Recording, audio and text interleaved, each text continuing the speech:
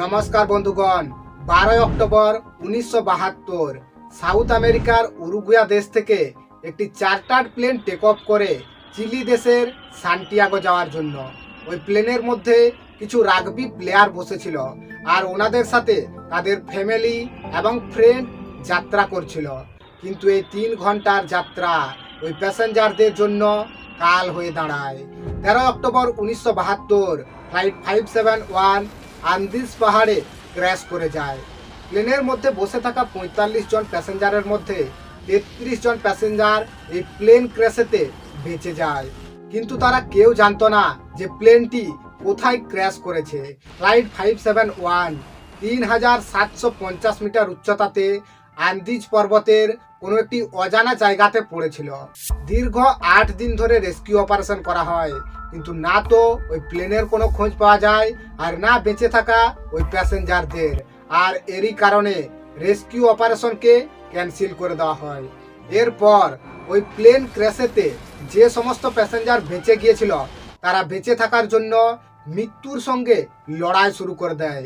আর তাদের এই অনবরত প্রচেষ্টার কারণেই 72 দিন পর ওই প্যাসেঞ্জারদেরকে উদ্ধার করা হয়। কিন্তু প্রশ্ন হচ্ছে কি 3750 মিটার উচ্চতাতে জল এবং খাবার ছাড়াই কিভাবে ওই প্যাসেঞ্জাররা 72 দিন ধরে মৃত্যুর সঙ্গে লড়াই করছিল, কিভাবে ওই প্যাসেঞ্জারদেরকে উদ্ধার করা হলো। তো আসুন এই ফ্লাইট 571 এর মর্মান্তিক ইতিহাসকে বিস্তারভাবে জানার চেষ্টা করি। উরুগুয়া থেকে সান্টিয়াগো যাওয়ার জন্য মাঝপথে আন্দিজ মাউন্টেনকে ক্রস করতে হয়।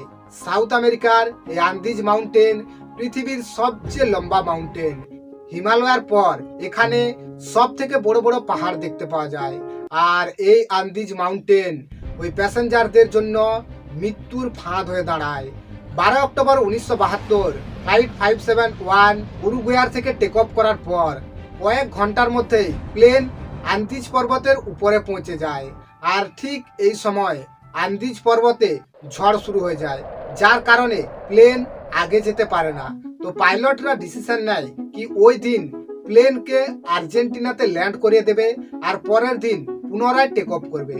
আর এরই কারণে ফ্লাইট 571 কে আর্জেন্টিনার মেন্ডোজা শহরে ল্যান্ড করানো হয়। পরের দিন 13 অক্টোবর দুপুর প্রায় 2:18 ফ্লাইট 571 পুনরায় টেক অফ করে সান্টিয়াগো যাওয়ার জন্য। কিছুক্ষণের মধ্যেই প্লেন আন্দিজ পর্বতে পৌঁছে যায়। আর ঠিক এই সময় হঠাৎ করে টার্বুলেন্স দেখতে পাওয়া যায়। প্লেনের চতুর্দিক বাদলে ছেয়ে যায়। প্লেনের মধ্যে অ্যালার্ম সিস্টেম বাজতে শুরু করে। কিছুক্ষণ পর প্যাসেঞ্জাররা লক্ষ্য করে কি ধীরে ধীরে বাদল সরতে শুরু করেছে। যখনই প্লেনের সামনের থেকে বাদল সরে যায় তো পাইলটরা লক্ষ্য করে কি প্লেন একটি বড় পাহাড়ের সামনে পৌঁছে গেছে। আর শীঘ্রই পাইলটরা ওই প্লেনকে উপরের দিকে ওঠানোর চেষ্টা করে। পাইলট তার সম্পূর্ণ জোর লাগিয়ে দেয় প্লেনকে হাই অল্টিটিউড গেইন করানোর জন্য, কিন্তু ততক্ষণে অনেকই দেরি হয়ে গিয়েছিল। প্লেনের পিছনের অংশ পাহাড়ের সঙ্গে ধাক্কা খেয়ে যায় আর এই ধাক্কাতে প্লেনের পিছনের দুটি সিট বাইরে বেরিয়ে আসে। এরই সাথে 3 জন প্যাসেঞ্জার হাওয়াতে গায়েব হয়ে যায়। এই অবস্থাতে প্লেন কিছু দূর অবধি উপরের দিকে ওঠার পর নিচের দিকে নামতে শুরু করে। আর দ্বিতীয়বারের জন্য একটি কোলিশন হয়, যেখানে প্লেনের লেফট উইং ভেঙে পড়ে। এখন কেবলমাত্র প্লেনের ফ্রন্ট বডিটি বেঁচেছিল। আর এই ফ্রন্ট বডি সোজা বরফের উপরে গিয়ে পড়ে, যেখানে 350 কিলোমিটার প্রতি ঘন্টা স্পিডে 750 মিটার স্লাইড করার পর ফ্রন্ট বডি একটি বরফের সঙ্গে গিয়ে ধাক্কা খায়। আর এই ধাক্কাতে প্লেনের সমস্ত কিছুই ভেঙে যায়। ইমিডিয়েটলি ওই 2 পাইলটের মৃত্যু হয়। কিন্তু আশ্চর্যের বিষয় এটি কি এই ধাক্কার পরেও 45 জন প্যাসেঞ্জারের মধ্যে 33 জন প্যাসেঞ্জার এই প্লেন ক্র্যাশেতে বেঁচে যায়, যাদের মধ্যে বেশিরভাগই গুরুতর আহত হয়ে গিয়েছিল। কিন্তু তারা কেউ জানতো না যে ওই প্লেনটি কোথায় ক্র্যাশ করেছে। সেই সময় না তো তারা ভেবেছিল কি তাদের সাথে কি ঘটতে চলেছে, আর না আপনি ভাবতে পারবেন কি তাদের সাথে কি ঘটতে চলেছিল। এই প্লেন ক্র্যাশের 1 ঘন্টার মধ্যেই চিলি এয়ার ট্রাফিক কন্ট্রোলার 4টি হেলিকপ্টার দিয়ে সার্চ অপারেশন শুরু করে। ধীরে ধীরে সন্ধ্যা ঘনিয়ে আসে, কিন্তু ওই প্লেনের কোনো খোঁজ পাওয়া যায় না। আর এখানে একটি বড় সমস্যা ছিল। এক তো ওই প্লেনের কালার ছিল সাদা, অন্যদিকে আন্দিজ পর্বতের চতুর্দিক সাদা বরফে ঢাকা ছিল। আর এই সাদা বরফের উপর ওই প্লেনকে খুঁজে পাওয়া একটি চ্যালেঞ্জের বিষয় হয়ে দাঁড়ায়। এই প্লেন ক্র্যাশেতে কিছু প্যাসেঞ্জার গুরুতর আহত হয়ে পড়েছিল। 13 অক্টোবর রাত্রে 5 জন প্যাসেঞ্জারের মৃত্যু হয়। এখন ওই 33 জন প্যাসেঞ্জারের মধ্যে 28 জন প্যাসেঞ্জার বেঁচে ছিল। 3750 মিটার উচ্চতায় -30 ডিগ্রি সেলসিয়াস তাপমাত্রাতে রাত কাটানো খুবই মুশকিল বিষয় হয়ে দাঁড়ায়। আর এরই কারণে প্যাসেঞ্জাররা প্লেনের ভাঙা টুকরোগুলিকে ব্যবহার করে প্লেনটির পিছনের অংশকে ঢেকে দেওয়ার জন্য, যাতে রাত্রে প্লেনের ভিতরে গরম থাকে। পরের দিন 14 অক্টোবর 1972 চিলি, আর্জেন্টিনা এবং উরুগুয়া দেশ থেকে 11টি হেলিকপ্টার দিয়ে সার্চ অপারেশন শুরু করা হয়। ওই সার্ভাইভাররা সুটকেস এবং লাগেজকে ব্যবহার করে বরফের মধ্যে একটি বড় ক্রস বানিয়ে দিয়েছিল, যাতে রেস্কিউ টিম এই সাইনকে দেখার পর তাদেরকে উদ্ধার করে নেয়। কিন্তু তাদের এই প্ল্যান খুব শীঘ্রই ফেল হয়ে যায়। ওই দিন 3টি হেলিকপ্টার ওই ক্র্যাশ পয়েন্টের উপর দিয়ে উড়ে যায়। আর এটি দেখার পর ওই প্যাসেঞ্জাররা চিৎকার করে হাত নাড়িয়ে সাহায্য চায়, কিন্তু এই অ্যাক্টিভিটি রেস্কিউ টিমের নজরে আসে না। 15 অক্টোবর ওই প্যাসেঞ্জাররা বুঝতে পেরে যায় কি যদি বেঁচে থাকতে হয় তো এর জন্য জলের প্রয়োজন। ওই প্যাসেঞ্জারদের মধ্যে একজন ছিলেন ফিটো স্ট্রচ, যিনি প্লেনের মেটালকে ব্যবহার করে এবং সূর্যের রশ্মির রিয়াকশনে বরফের থেকে জল তৈরি করতে শুরু করে। 13 অক্টোবর ওই প্লেন ক্র্যাশেতে ফার্নান্ডো প্যারাডো নামের ব্যক্তি কোমাতে চলে গিয়েছিল। 16 অক্টোবর 1972 ফার্নান্ডো প্যারাডো কোমার থেকে জেগে উঠে, আর উনি দেখেন কি এই প্লেন ক্র্যাশেতে ওনার মা মারা গিয়েছে, কিন্তু 19 বছর বয়সী ওনার বোন সুসানা এই প্লেন ক্র্যাশেতে বেঁচে গিয়েছিল। অতিরিক্ত ইনজুরির কারণে প্লেন ক্র্যাশের 8 দিন পর প্যারাডোর বোন সুসানার মৃত্যু হয়। -30 ডিগ্রি সেলসিয়াস তাপমাত্রায় পর্যাপ্ত মাত্রায় খাবার এবং জলের অভাবে বেঁচে থাকা খুবই মুশকিল হয়ে দাঁড়ায়। এই প্লেন ক্র্যাশের 8 দিন পর 21 অক্টোবর 1972 রেস্কিউ টিম যখন না তো এই প্লেনের কোনো খোঁজ পায় আর না বেঁচে থাকা প্যাসেঞ্জারদের, আর এরই কারণে এই রেস্কিউ অপারেশনকে ক্যান্সেল করে দেওয়া হয়। এখন ওই প্যাসেঞ্জারদের কাছে অতি অল্প মাত্রায় খাবার ছিল। তাদের কাছে 8টি চকলেট, 3টি ছোট জ্যামের জার, ক্যান্ডি, আমন্ড, ডাইপ্ল্যান্ট, কিছু ওয়াইনের বোতল ছিল। এটা শুনে হয়তো আপনি অবাক হবেন কি প্যারাডো একটি চকলেটকে 3 দিন ধরে খেয়েছিল, কিন্তু ধীরে ধীরে এই রেশনও তাদের কাছে শেষ হয়ে আসে। এরই মধ্যে প্যাসেঞ্জাররা একটি রেডিও ট্রানজিস্টার খুঁজে পায়। প্যাসেঞ্জার রয় হার্লি ওই রেডিও ট্রানজিস্টারকে অন করার চেষ্টা করে, আর তাদের প্রচেষ্টার পর এই রেডিও সিস্টেম অন হয়ে যায়। কিন্তু এটি একটি ওয়ান ওয়ে কমিউনিকেশন সিস্টেম ছিল।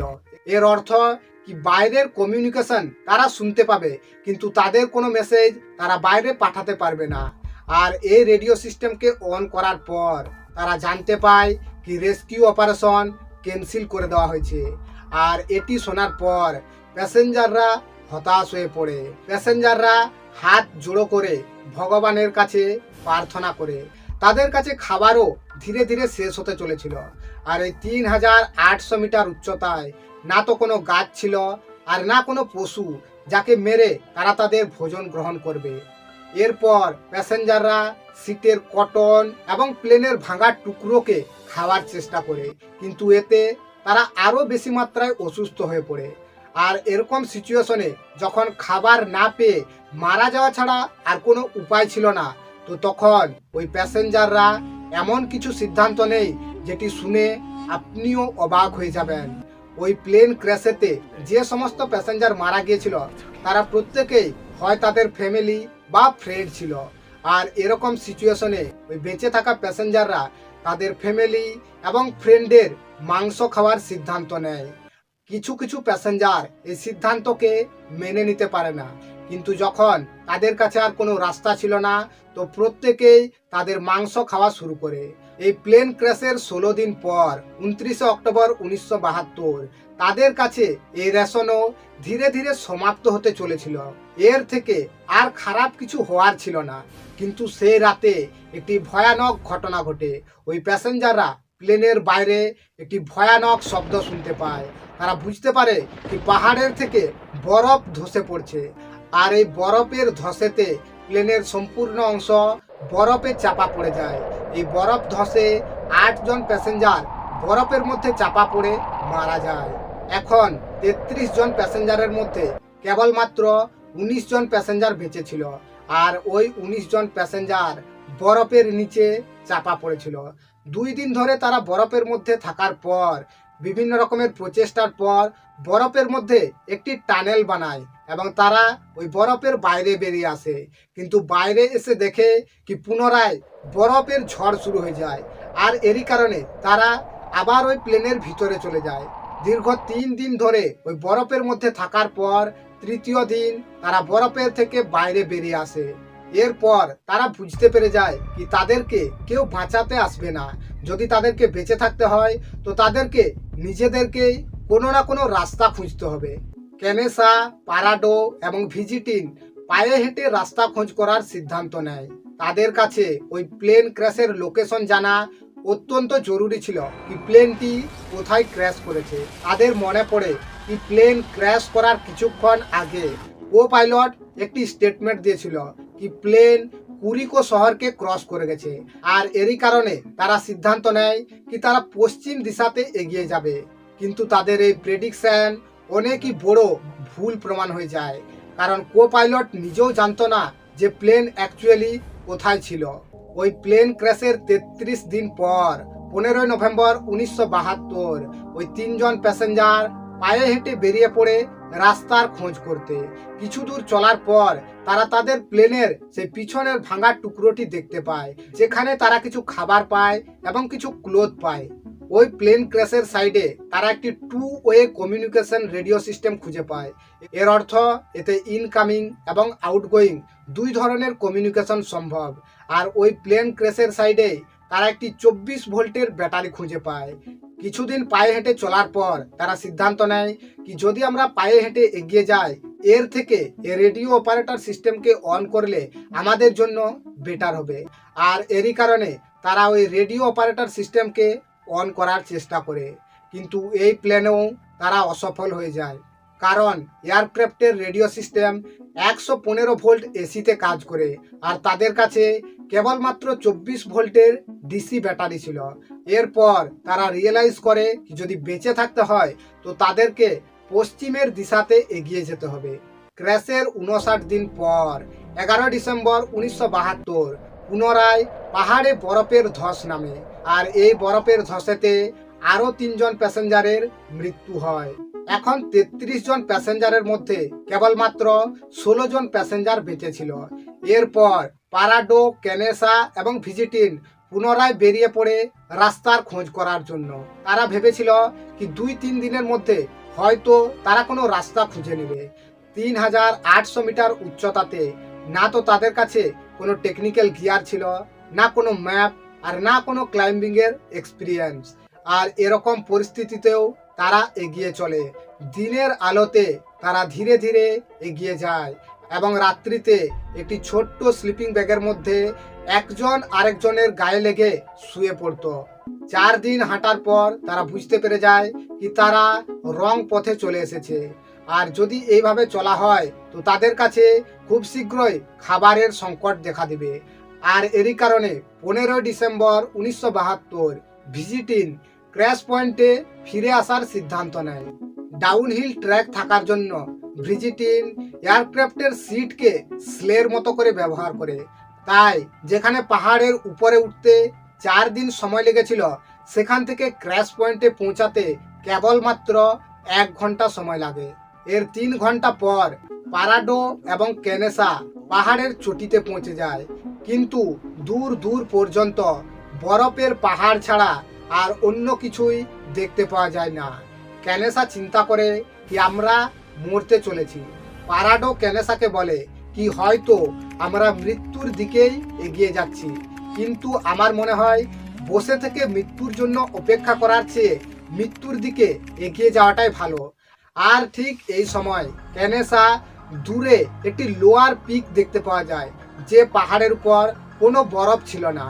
আর এরই কারণে ক্যানেসা এবং পারাডো ওই দিশাতেই এগিয়ে যাওয়ার সিদ্ধান্ত নেয়। আর কিছুদিন চলার পর তারা ওই পিকে পৌঁছে যায় এবং সেখানে গিয়ে তারা একটি ভ্যালি দেখতে পায়। আর ওই ভ্যালির পাশেই একটি নদী বয়ে চলেছিল। আর তারা চিন্তা করে কি যদি এই নদীর পাশ দিয়ে হাঁটা যায় তাহলে কোনো না কোনো রাস্তা খুঁজে পাওয়া যাবে।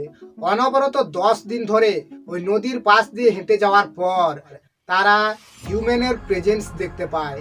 নদীর অন্য তীরে একটি গরু দেখতে পায়, কিন্তু তাদের কাছে এতটুকুও সামর্থ্য ছিল না যে তারা পায়ে হেঁটে এগিয়ে যাবে। আর ঠিক এই সময় পারাডো লক্ষ্য করে কি নদীর অন্য তীরে কি 3 জন ব্যক্তি ঘোড়ায় চড়ে যাচ্ছে। পারাডো এবং ক্যানেসা চিৎকার করে তাদেরকে ডাকার চেষ্টা করে, কিন্তু নদীর শব্দের কারণে তারা পারাডো এবং ক্যানেসার এই চিৎকারকে শুনতে পায় না। কিন্তু ওই 3 জন ব্যক্তির মধ্যে একজন ব্যক্তি পারাডো এবং ক্যানেসাকে দেখে নেয় এবং তারা বলে কি টুমোরো, এর অর্থ কি তারা কাল পুনরায় ফিরে আসবে। পরের দিন ওই 3 জন ব্যক্তি তাদের সঙ্গে একটি পেপার এবং একটি পেন্সিল নিয়ে পুনরায় ওই জায়গাতে ফিরে আসে। এরপর ওই ঘোড়ায় চড়ে থাকা ব্যক্তির মধ্যেই একজন সের্গিও কাটালাম, যিনি ওই পেন্সিল এবং পেনটিকে একটি সুতোয় বেঁধে পারাডোর দিকে ছুঁড়ে দেয়। এখন পারাডোর কাছে প্রথমবার এরকম সুযোগ এসেছিল তাদের এই করুণ কাহিনীকে দুনিয়ার সামনে ডিসকাস করার। পারাডো স্প্যানিশ ভাষাতে লেখে কি আমি একটি প্লেনে আসছিলাম আর ওই প্লেনটি মাউন্টেনে ক্র্যাশ করে গেছে।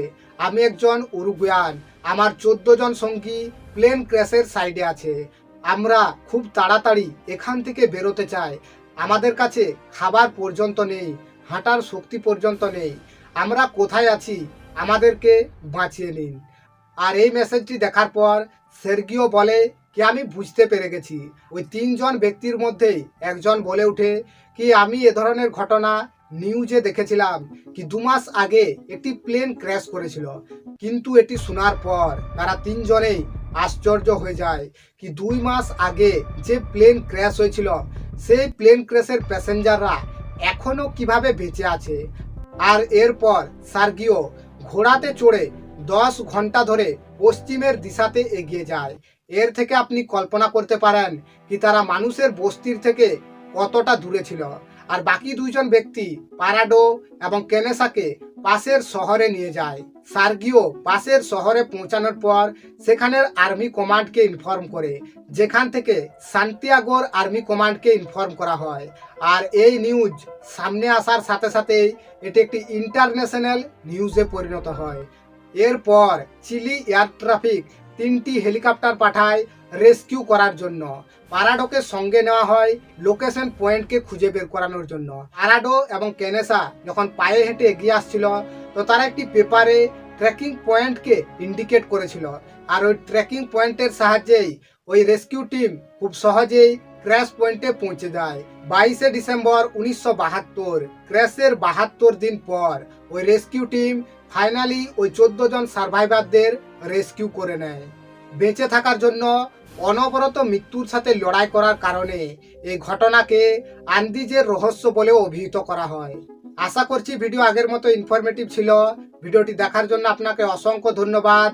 আপনার দিনটি শুভ হোক।